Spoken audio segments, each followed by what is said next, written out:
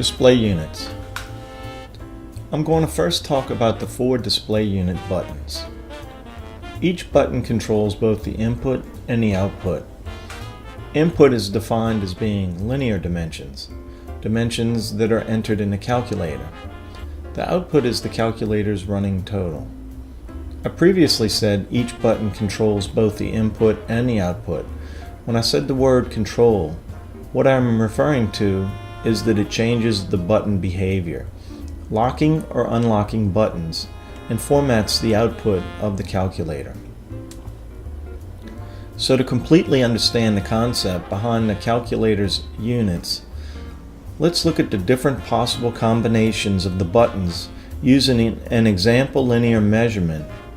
By the way, we're going to use the example measurement 11 foot 10 and 15/16.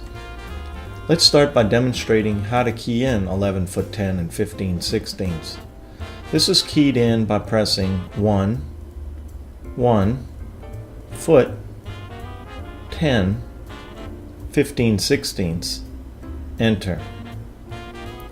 Now that we have some input, we can look at how pressing the unit buttons affect the display. Starting with the foot-inch display unit button, this can be of either type button, fraction or decimal. Pressing the decimal button immediately converts the fractional display. The units and the display mode are always indicated in the left of the display to always let the user know what units he or she is working in.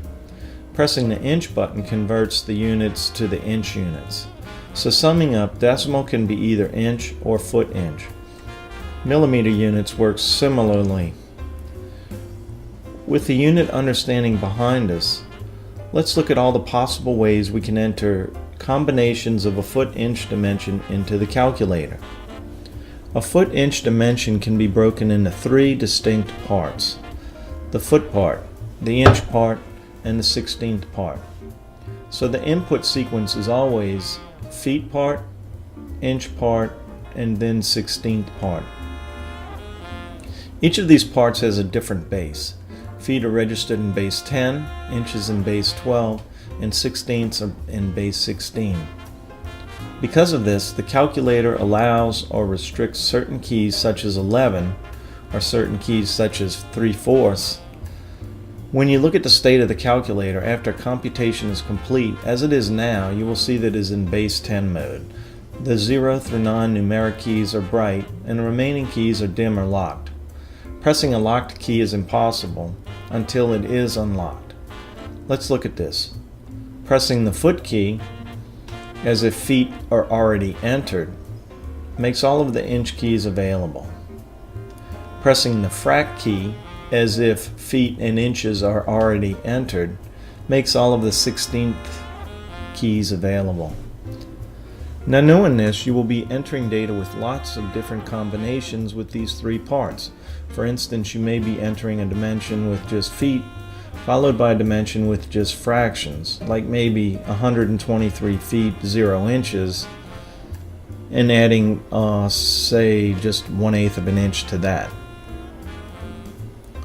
The possible combinations of foot-inch dimension that can be entered on this calculator can be summed up as follows: a dimension with just feet, feet followed by inches, feet followed by inches followed by 16ths, inches, inches followed by 16ths, or just a fraction of an inch.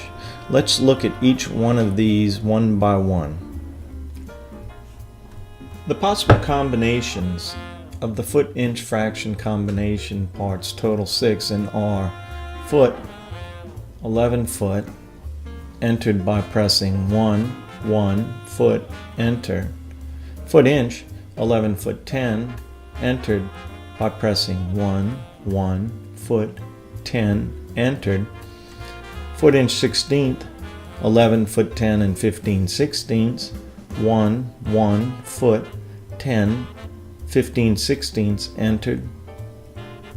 Inch 10, this can be entered 2 ways: 1 0 enter, or foot 10 enter.